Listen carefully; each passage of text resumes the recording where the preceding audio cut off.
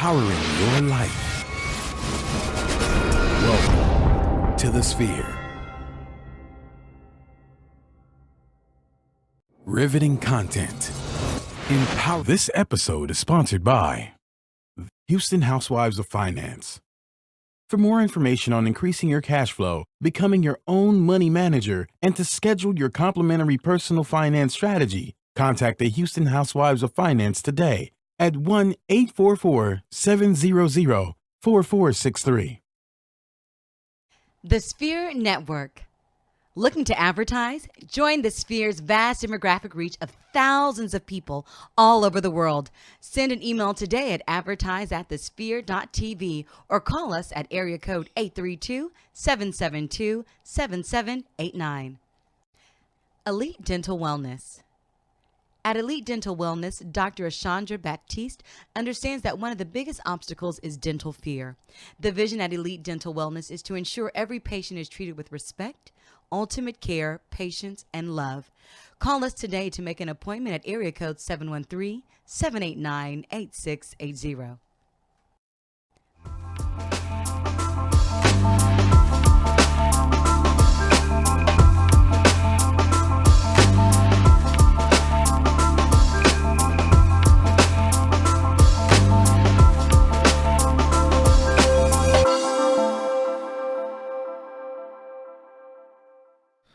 What's up, good people? Welcome back to another episode of Technocrats. I'm your host, Gary Lee, also known as G Hawkins. Of course, you can find me anywhere online.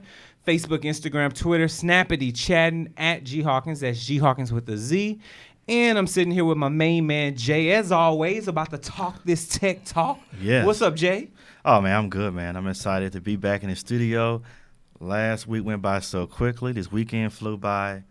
Back to our tech space and went in the studio of Technocrats. There it is, man. And you got the fancy background behind you. I got the lame old gray behind me, but we're gonna get that fixed, folks. We're gonna share some background, got some changes going on.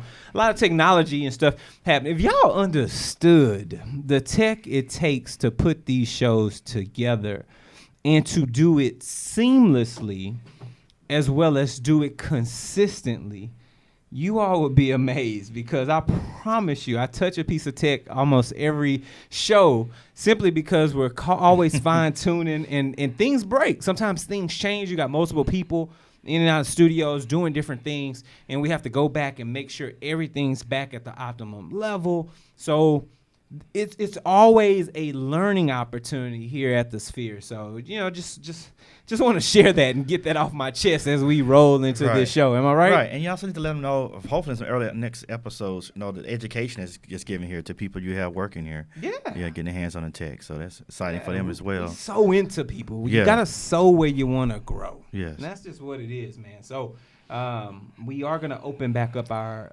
hiring day here in the next few weeks. So for those that are interested, you may want to send an email over to employment@thesphere.tv. So anyway, let me move forward because we got a lot of tech talk in a small amount of time, and we want to get through some of the things. First and foremost, let's rehash this conversation, Jay.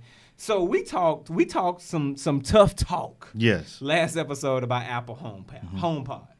And, of course, they sold out, right? Yeah. So for those that are watching us right now, we've got an article from The Verge discussing the fact that pre-orders just before launch day has already sold out for the Apple HomePod.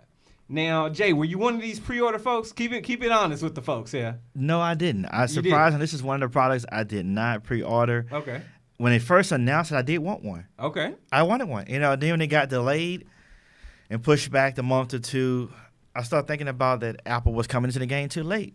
But to my surprise, Apple achieved it. They did it despite coming after the holiday season when most people spent all their money. Yeah.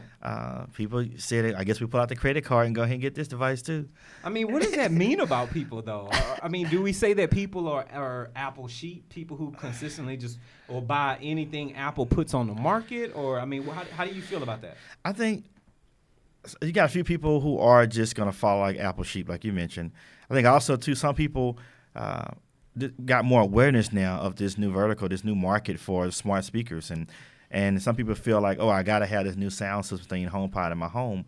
But honestly, it's still a lot to be discovered about this particular device. And I think as it gets out in the demo for more consumers to touch it, you'll be able to see. But it's just like it's just still a little too late. Unless Apple has one big surprise, I don't know. I don't see it. I feel like the Amazon is just, and the Google is just as far as the smart speaker aspect. But Apple's being clever. They saying they really trying to bring in a good home music enthusiasts. The speaker, then it just happened to have a feature for a smart speaker. So based on that, are you thinking that everything about this product is more so for the audiophile, for somebody who first and foremost is willing to pay $700 to have stereo Apple AirPod? Wait, no. Apple the HomePod. I forgot the name of the thing. Yes. That's how much I don't want to like it. But it might be a great device. We'll see. So you think it's more audiophile, not for the average man, for the layman who has an old Apple 5C, color iPhone or something like that? Or I mean, or do you feel like there should be, if not now, sometime soon, an introductory price for a lesser expensive model? Yeah, I think this is going to be it for us, the form factor, for us, the smallest they get, I'm thinking. I think it's great in the sense that people are going to be able to get stereo, get simulated surround sound from two HomePods being linked together. And I can see people who do a lot of conferences or who travel, do presentations, and a lot of times they're not able to get into a hotel room or somewhere to plug into a PA system, like some of the events we've been to. Sure. For something a little more small, medium scale, they can just bring two of their HomePods and they're good to go. Okay. And they can get some good quality sound while they do their presentation, but also playing music and things as well. So, I mean, it's not nothing to make me want to go out there and get it. Usually anything new Apple get, I go get it. Because I mean, it's okay if you do, though. Because I kind of hear you're on the fence is what I hear. Okay, I may be on the fence. My one leg is on the side of like just wait and see. Yeah. I mean, I'm content with my Bose stuff I have. I have all the Bose. So, same here. But the smart speaker thing, I had to see is this enough to drive me? Because honestly, I've been looking at the Google Home and things. So. But if I'm getting a better quality music from this device and it's supposed to have portability and things like that, may. But as of right now, I haven't seen nothing yet with the smart speaker that make me like, oh, I got to get this and talk to Siri and use this in my house. Yeah. Okay. I'll keep that in mind. But we just want to give you all an update simply because we had a conversation about it on the show last week. So make sure you go back, check that last episode, hit the like, hit the subscribe if that's something that you are interested in or you found that knowledge was fruitful for you. And plus, if you do decide to grab one, let us know. Let us borrow it. Yeah. Just email Technocrats@thesphere.tv or hit us on social media sites @thesphere.tv. Use our hashtag Technocrats so we can get back with you. Moving forward in the conversations for today.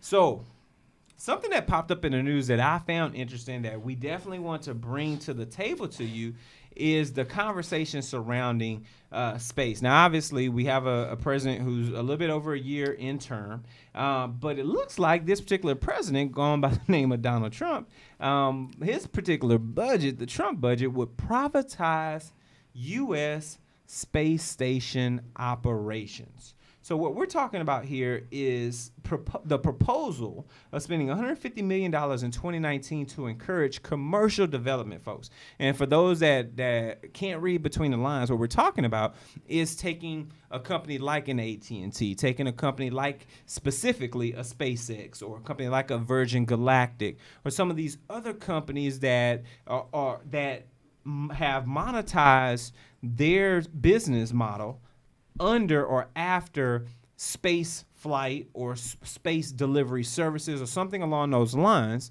And Trump saying, let the private sector run our operations, as in the United States operations, when it comes to the International Space Station. Now, personally, I don't think that's a good idea.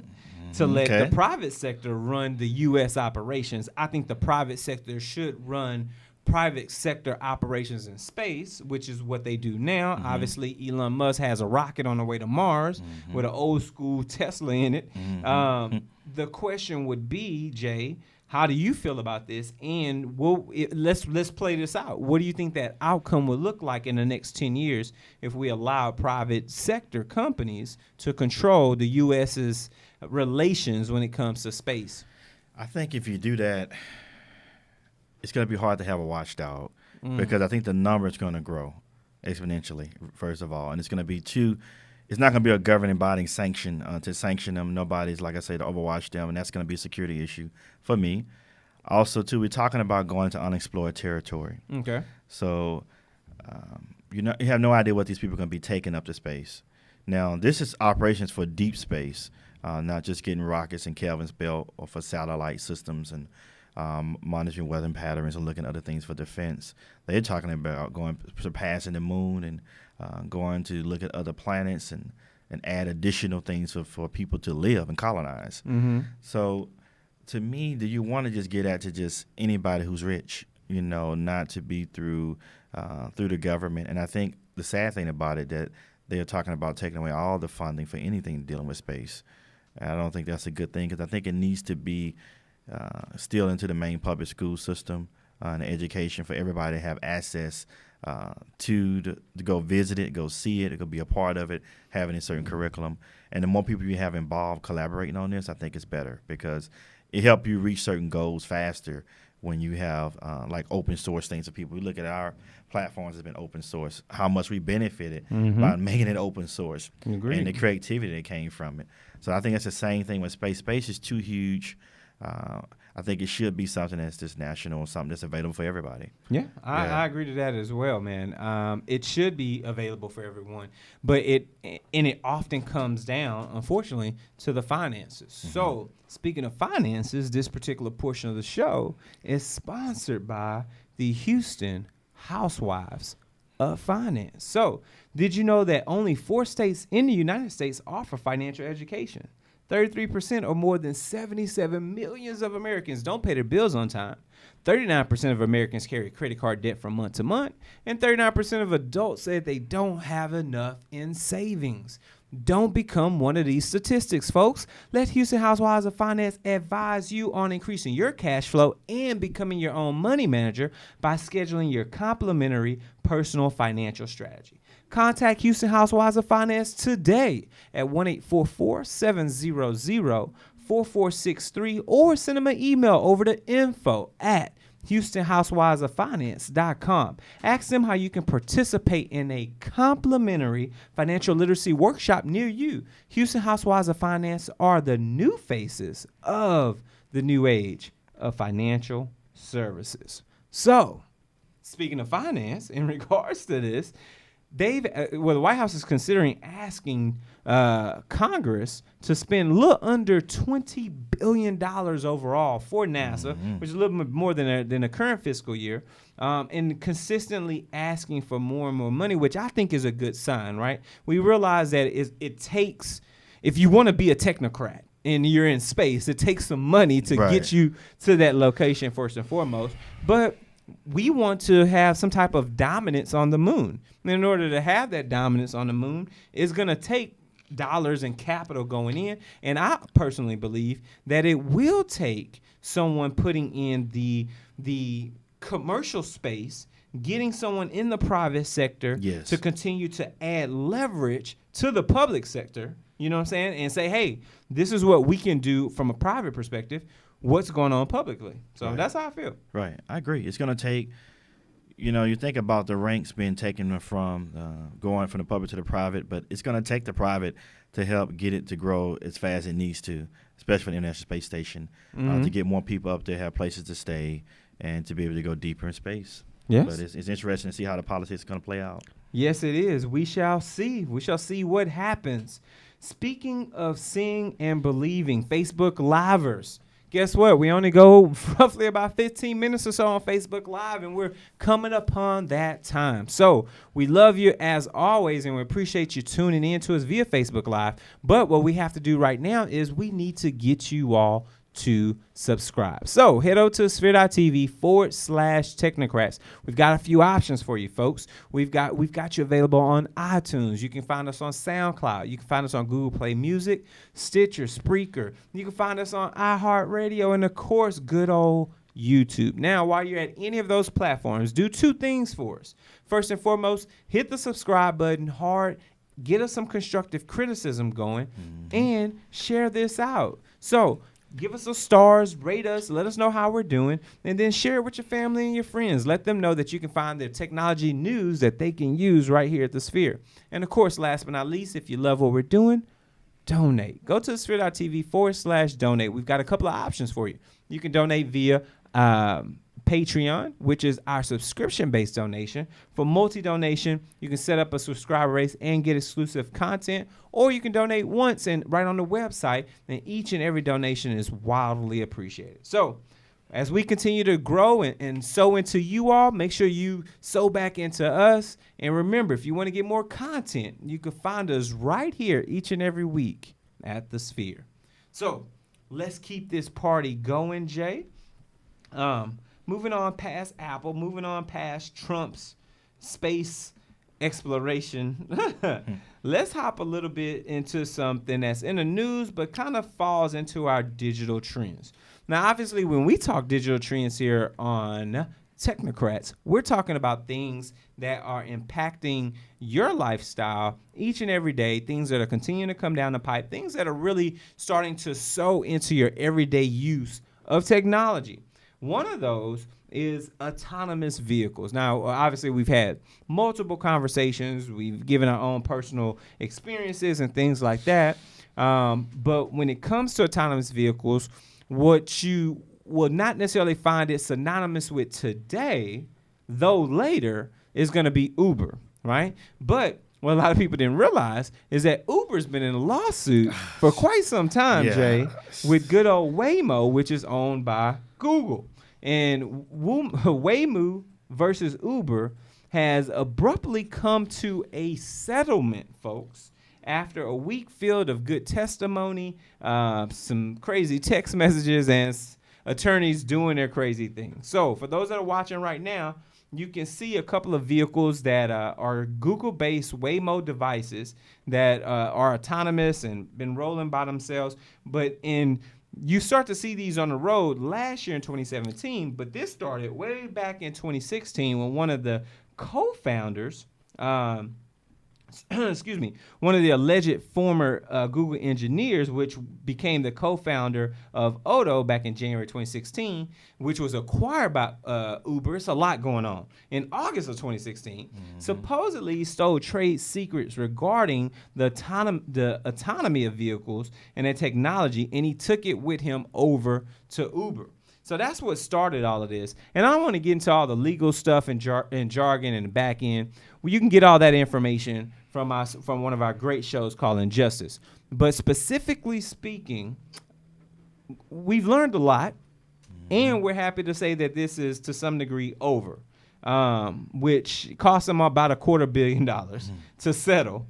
But what I'm happy to see is Uber moving forward, Google moving forward, and technology will continue to move forward. The end user won't suffer because of a legal battle between two companies.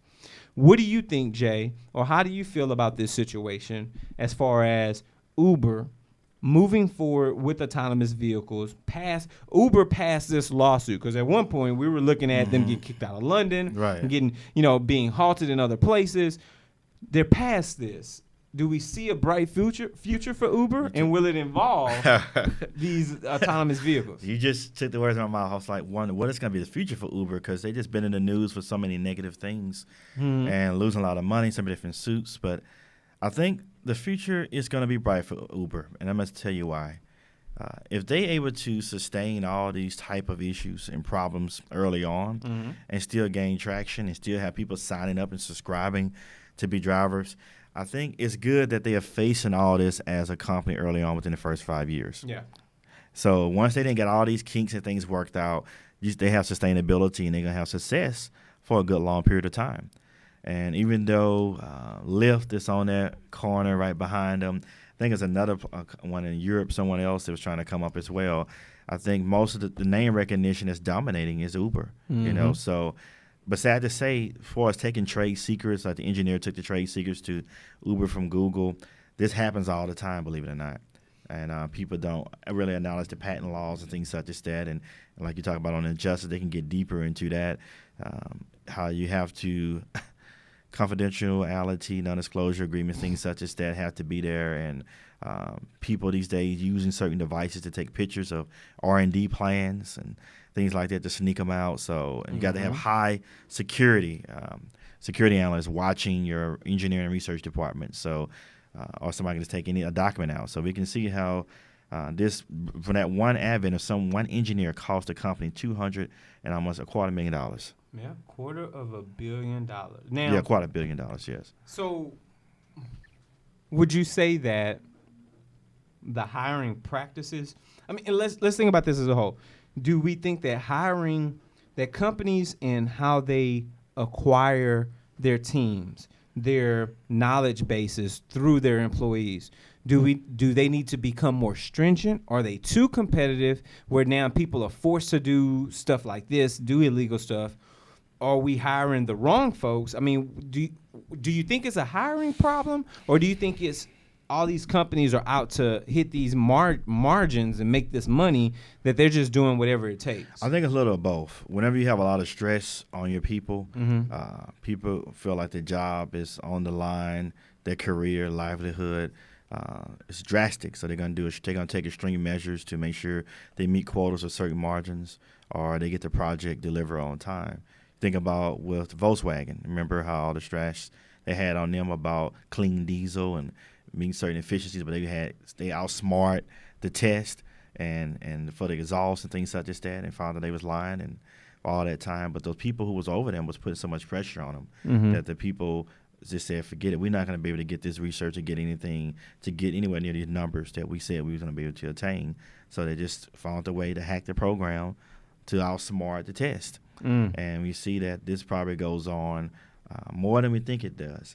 But with that type of pressure, and trying to reach those deadlines and make a profit, it's a problem.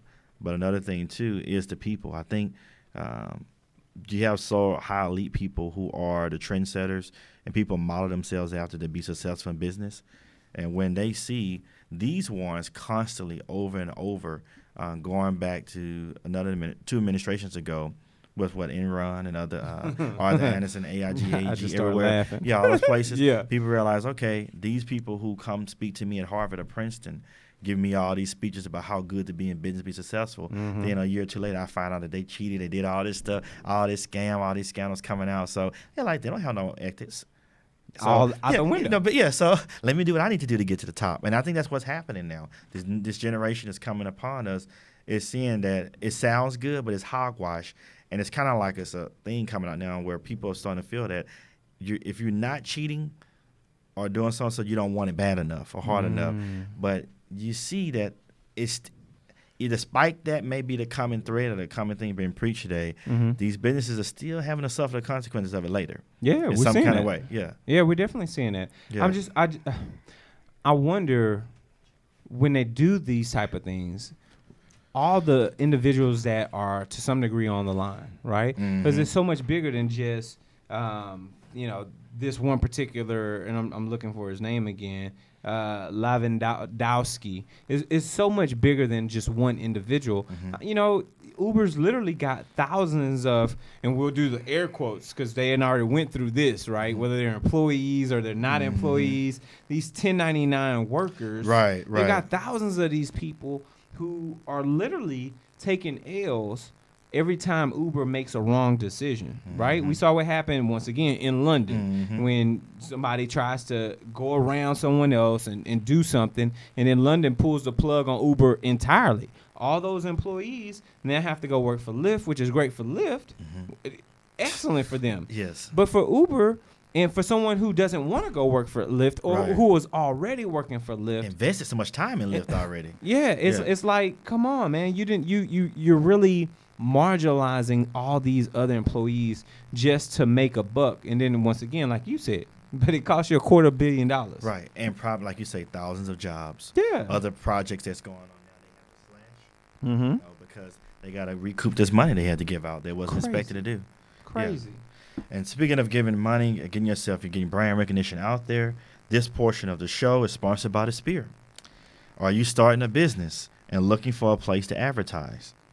Do you have a need to reach out to thousands of people across the world to build your brand or sell your product? If so, Get your product placement and advertising needs handled right here at the Spear. We offer a wide variety of content delivery platforms, including iTunes, Google Play, SoundCloud, YouTube, and Stitcher. Plus, we have a vast demographic reach within the United States as well as modern countries across the globe. Our enriched content and inspiring dialogue, coupled with your strategic ad, is surely to hit the mark every time. Call us today at area code 832-772-7789 or send an email over to advertise@thespear.tv.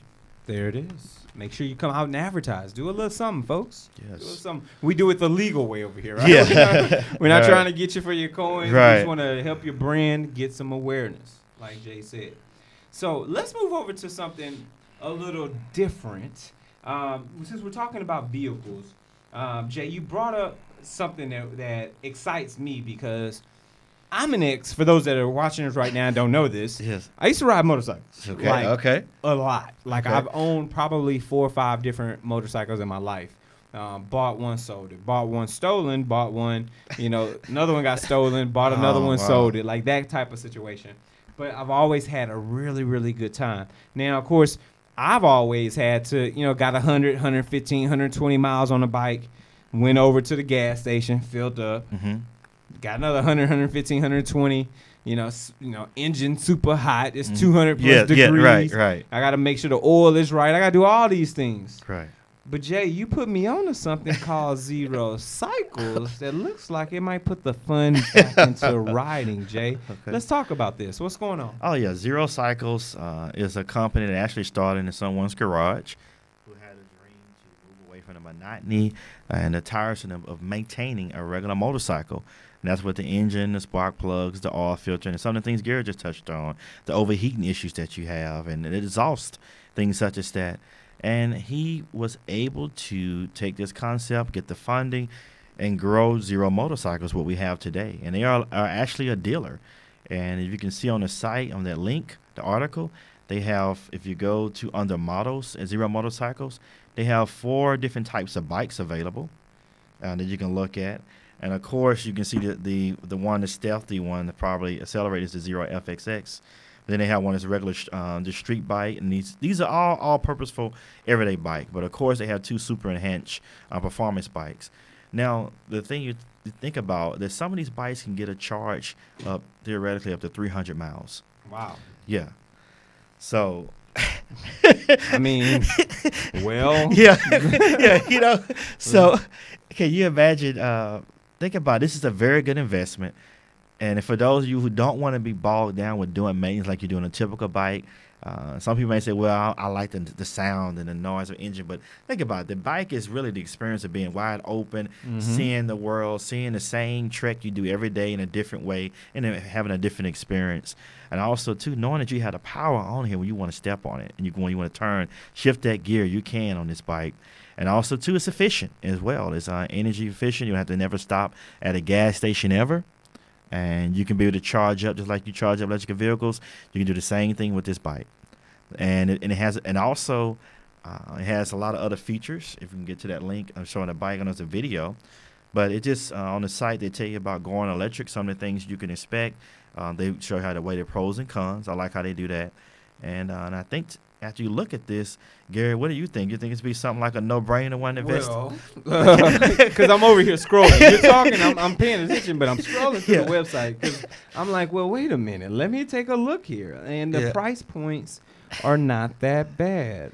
We're talking sub $20,000, just depending upon what you get, what setup you get.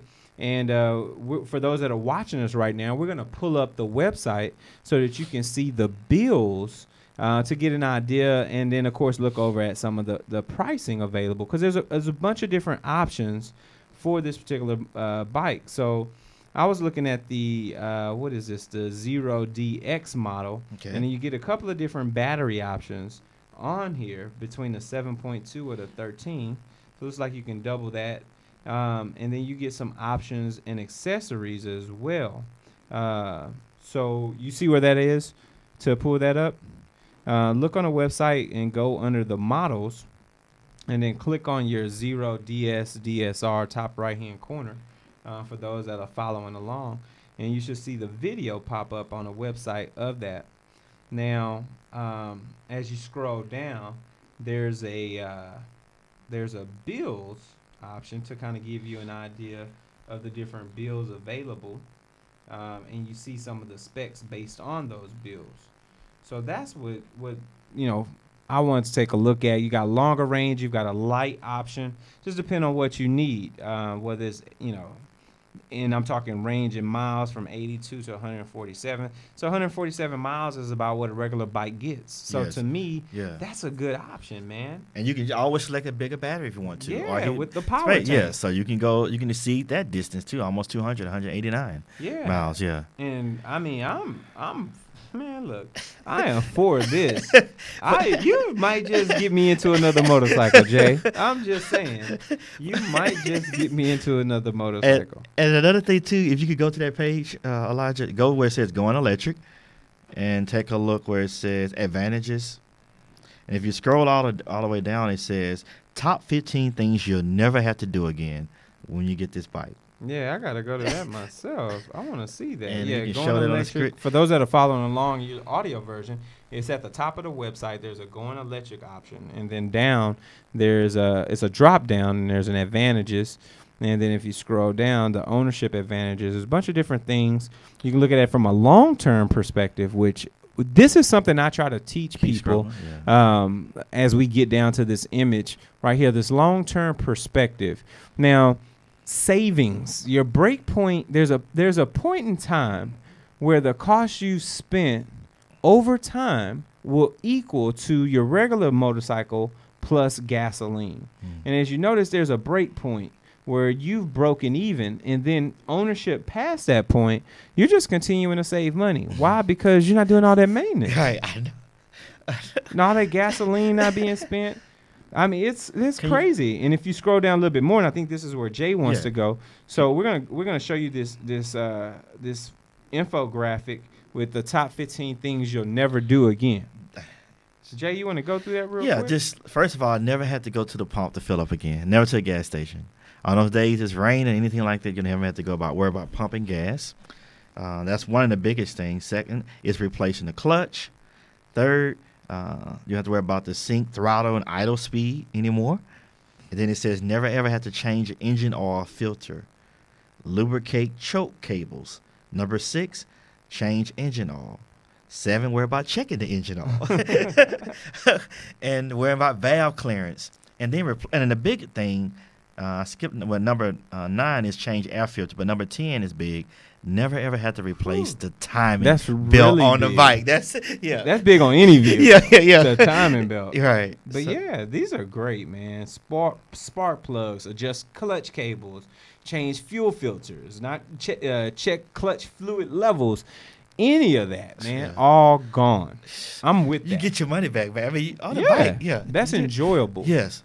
That's where we should be. I'm excited, Jay. Yes. Thank you so much. Right. Okay. Because you take away a lot with all these less moving parts. Yeah. Sometimes you may not want to go too, even though your bike can go. You don't want to go too far on that distance because you got in the back of your mind is thinking break down how I'm gonna get back or whatever. But with this being electrical, less moving parts, it's easy and efficient. True. All you gotta do is basically charge it up. There it is. You're good to go. Charge and go. Yes. Charge and go, folks. Please let us know what you think.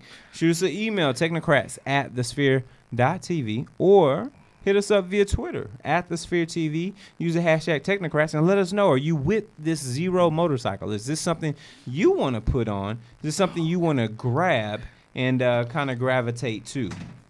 Yeah, and as we talk about the Society of Motorcyclists, this portion of the show is sponsored by Elite Dental Wellness. It is. At Elite Dental Wellness, our vision is to create a welcoming practice that will offer exceptional dental care and a lifetime of dental wellness. We are committed to the finest possible oral care and the overall health and well-being of our patients. Elite Dental Wellness is built upon a foundation of integrity, expertise, and service. Through our commitment to modern dentistry, continuing education, and friendly atmosphere, we strive to make our patients feel that they are part of our family. Dentistry can be scary, daunting and uncomfortable. Dr. Batiste and her team work tirelessly to ensure your comfort. Make your appointment today with Dr. Chandra Batiste at Elite Dental Wellness by calling 713-789-8680. Ding. That's it. So, Yeah.